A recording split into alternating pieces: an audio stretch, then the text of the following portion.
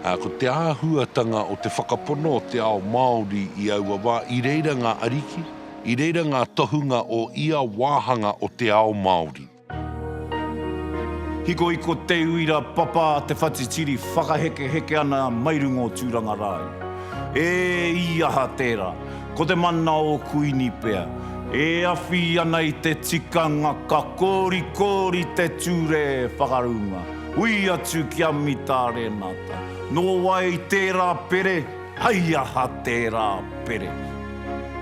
Kaua tātou e pōehe ko tāte Māori noho I mua I te tainga mai o te Pākehā, he painga mea katoa, he oranga mea katoa.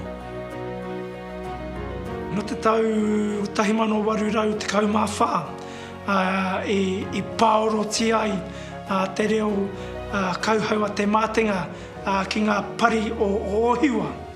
E mui ana te papa I te ono ki te whitirau tangata, me tā rātau whakahoki, kanuku kanekeneke, kanuku nuku kanekeneke, te tiro ki ngā tai o Waitangi e hora nei, me he pipi wharairoa, takoto te pai.